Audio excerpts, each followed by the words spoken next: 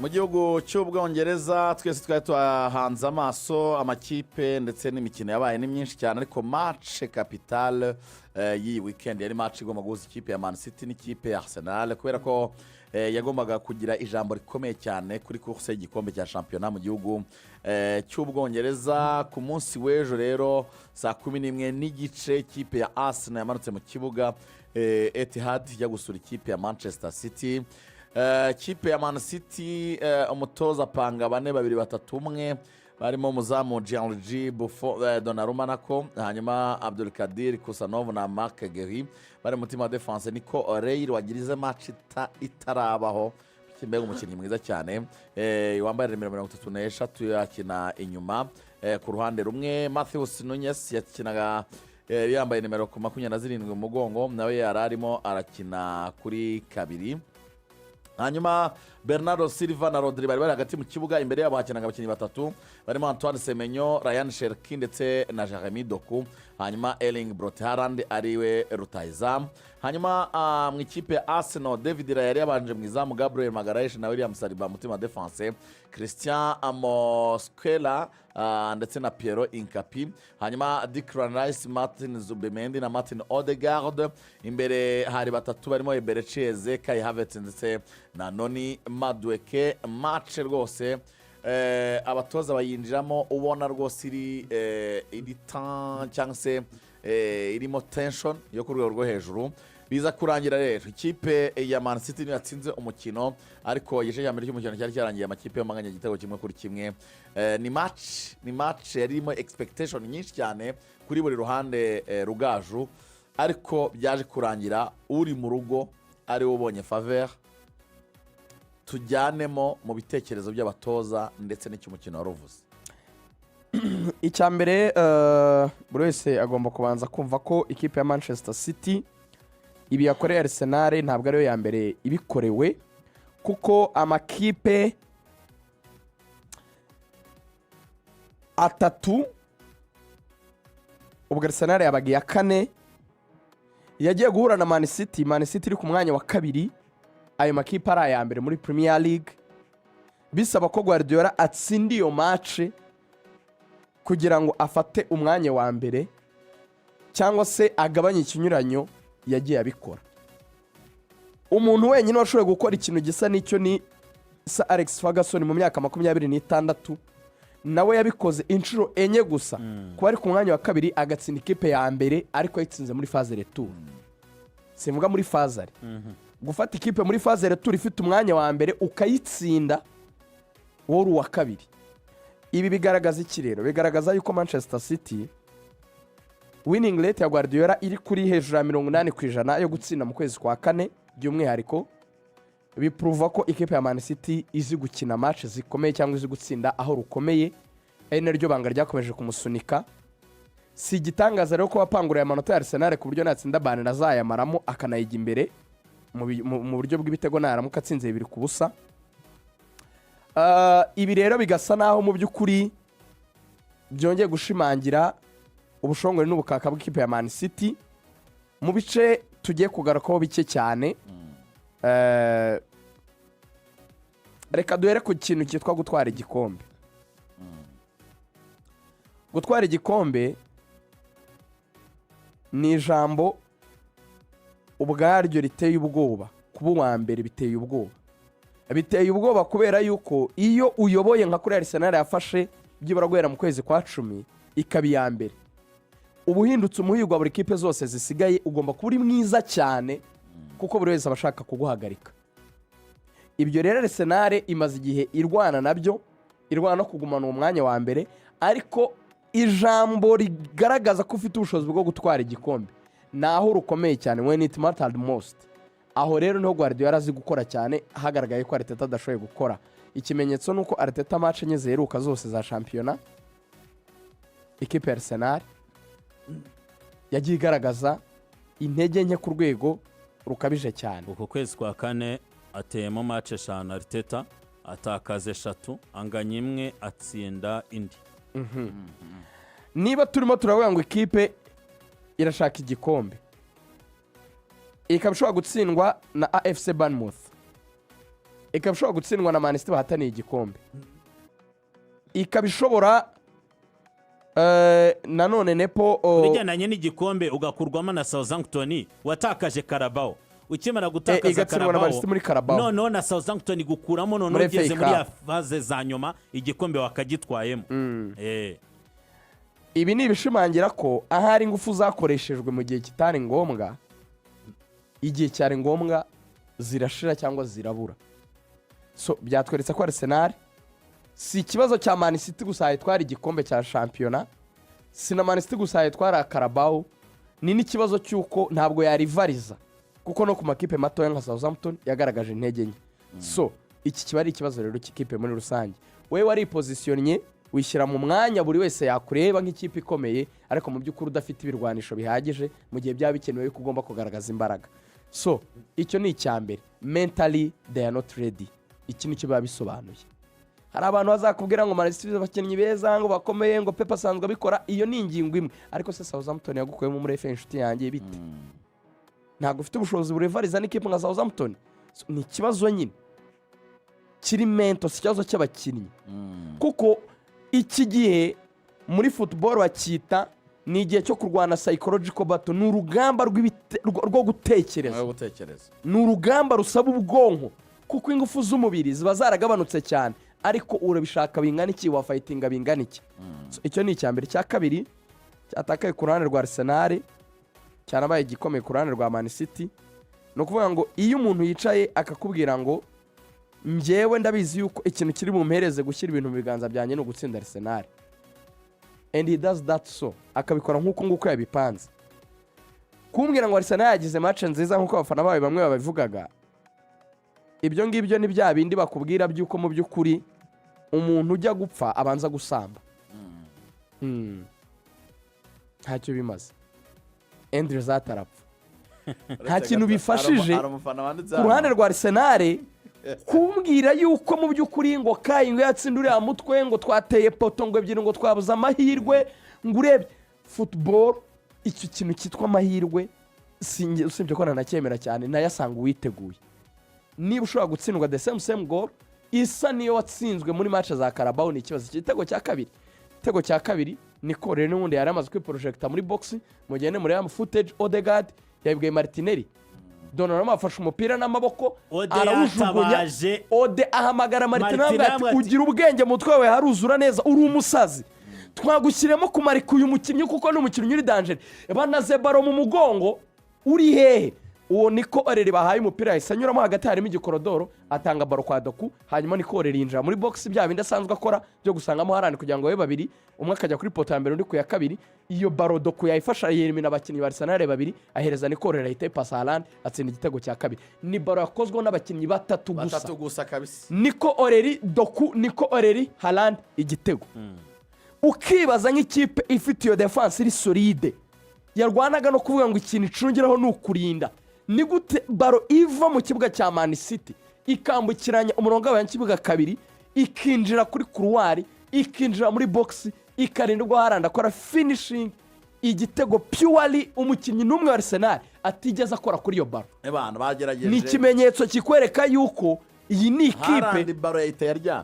Icyo bakita iki muri football ubundi kugira ngo iri action ishoboke, abantu bavuga ngo Arsenal yarivarije ntiyarivarije, bakoze iminota 20 Man City guhera kwa 45 kugera 6 babona igitego, iminota 20 y'icyo bita time yo guhaga imbere zamu rya Arsenal. Arsenal ku buryo yafataga na baro muri iyo minota 20 igahititakaza ako kanya, yari iminota intense ya Man City.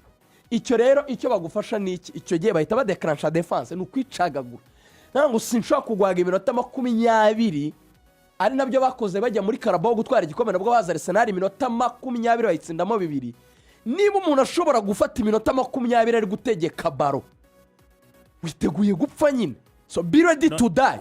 Urivariza reka nshyiremo izi statistique itukomereza aho ngaho. Ikipe ya Man City yagerageje amashoti 15, Arsenal igerageza 9. Muri yo aganizamu na 5 ya Man City kuri 3 ya Arsenal. Kona ni 8 za Man City, kandi Arsenal ngo ikeneye kubishaka kona ngo ni play for yabo. Nyamara City yabarushije kona kuko yagize 8 Arsenal ibona 5 uziko Arsenal yagize kona 3 City itarabona kona. Nepo uraza kugaruka n'ubundi turaza kubigaruka mu isaha ya kabiri kwizigera araza kubwo ibyanyekanye mbisoza.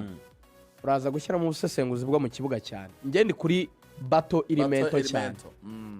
Umutoza witwa Mikel Arteta yari yagerageje kurwana ibishoboka mu buryo bwo kuganiriza abakinnyi, yanagerageje no gukoresha uburyo bwo kuba fata umuriro, yacanye umuriro kuri match ya Sporting, arababwira ngo arashaka yuko ngo Arsenal izayemeze nk'ikibatsi, yafashe inkwi rwose bino bisanzwe bya kinyarwanda, abajyana hana cyane inkwi byanya byo kabisa kuri match ya Sporting, ategura match za Man City, asohora abakinnyi arababwira wundi mugomba kuba muri nk'iki kibatsi, urukwi n'urundi babyegeranyije nibwo bibyara ikibatsi, ubwo namwe muzaye mu connectingamo nk'ikibatsi.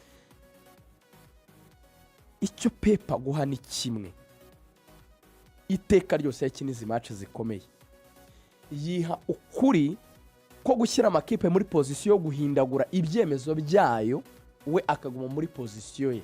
Iyi kipe yatsinze Arsenal ni nayo yatsinze kuri finale ya Carabao neza, ariko kubera ubwoba bwa Arteta niwe wajya ahindagura amasysteme n'ibindi. Bikwereka iki?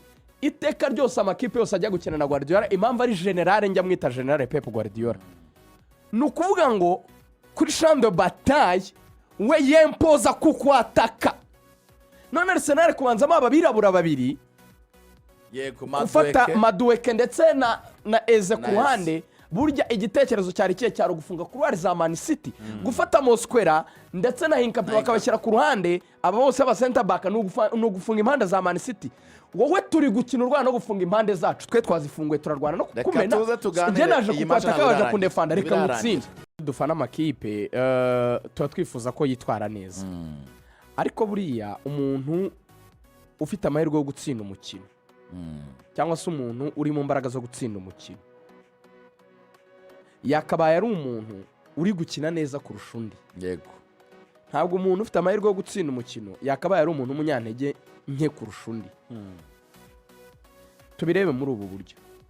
Nepo yaduhaye statistique, turabibona yuko mu buryo bwo kwiharira umupira Man City yari hejuru, amashoti yageragejwe Man City niyo yatewe menshi, ayatewe mu izamu Man City niyo yatewe menshi.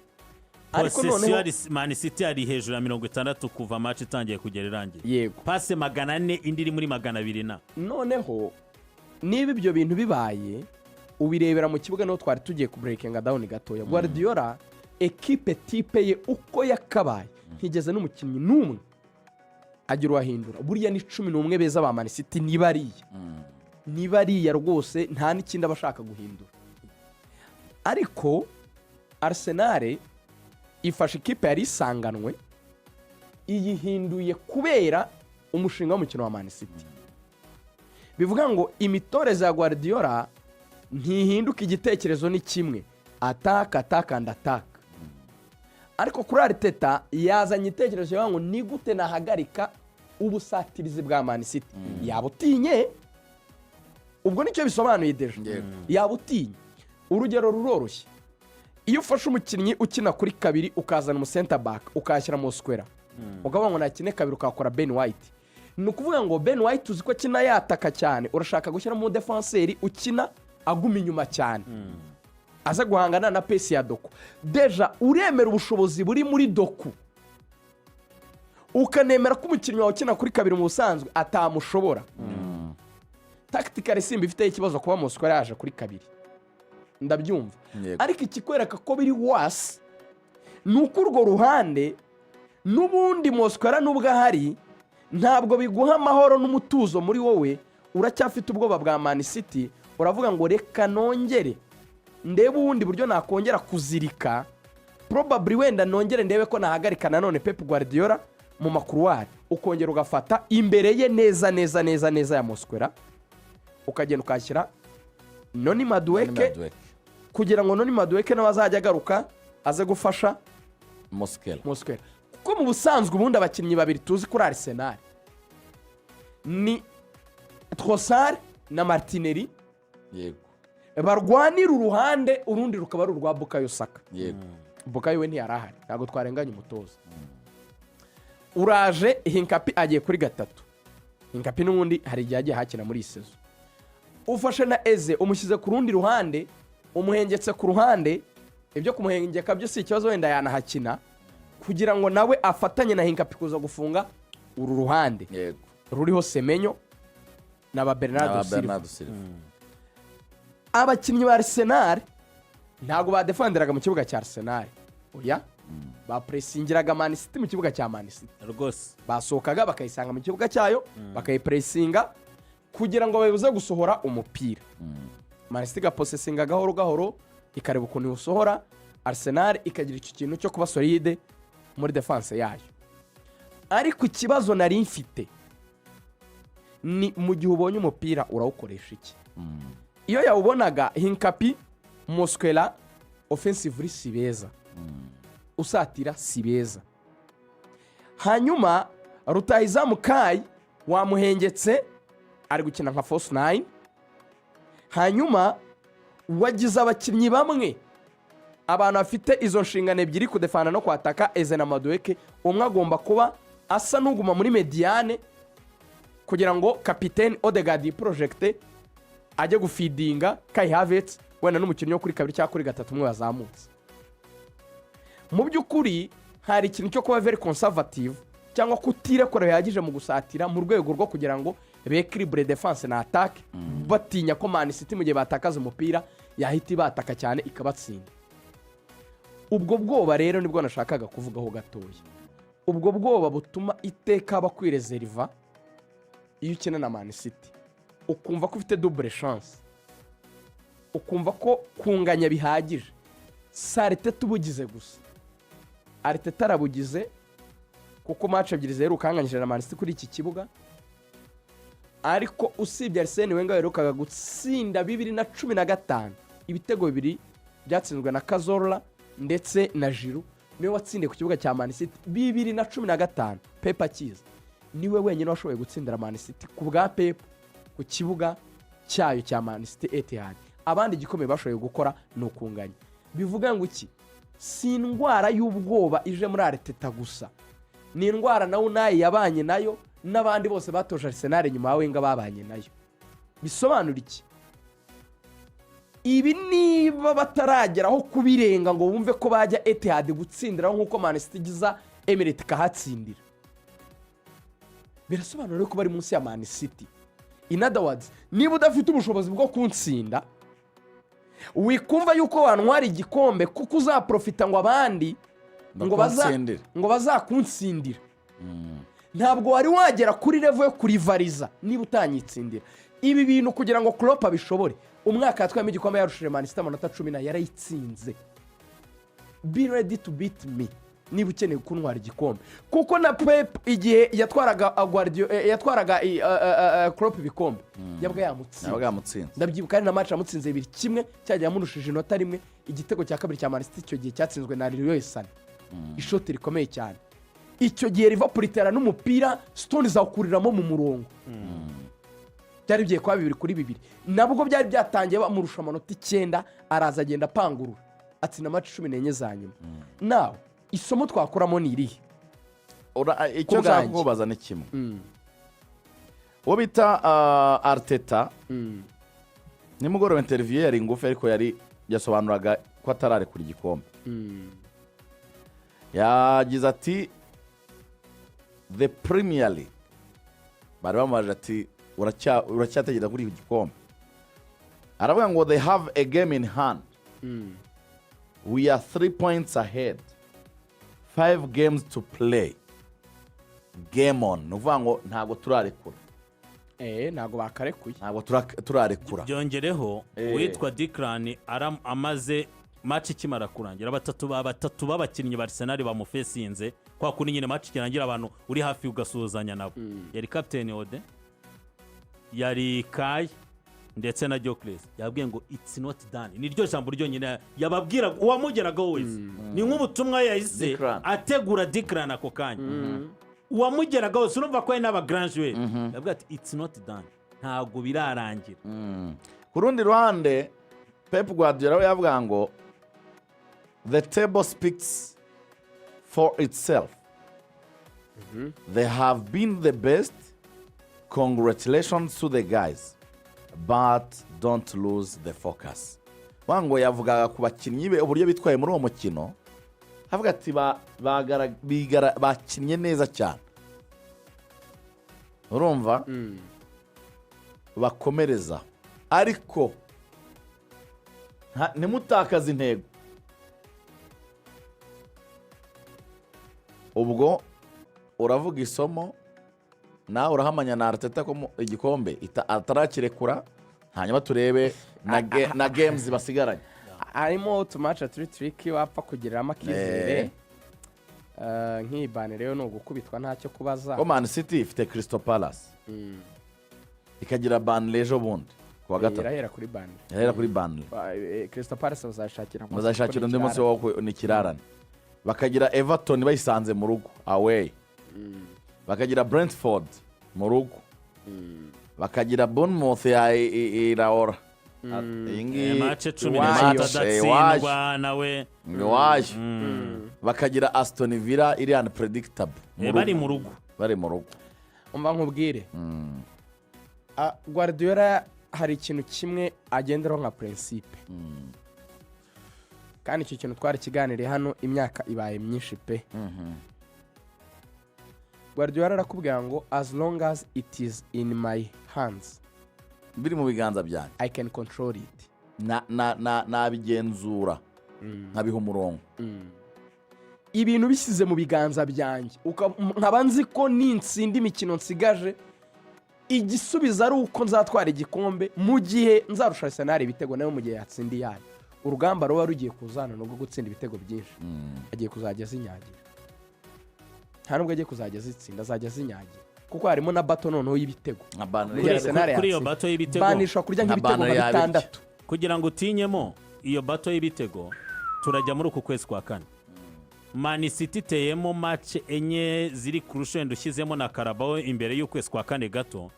Murabyuka ko yahuye na Chelsea ikayinyagira itinjijwe, muribuka ko yahuye na Liverpool ikayitera binitinjijwe, muribuka ko itsinze Arsenal 2-0, ikongera Arsenal 2-1. match enye ikinnyemo n'ama equipe yo muri Big 4, nushaka kwitayo muri top 4. Kwabaze top 4 iyo Chelsea, Arsenal na za Liverpool ziba zirimo. Izinjije ibitego 11, yinjijwe kimwe.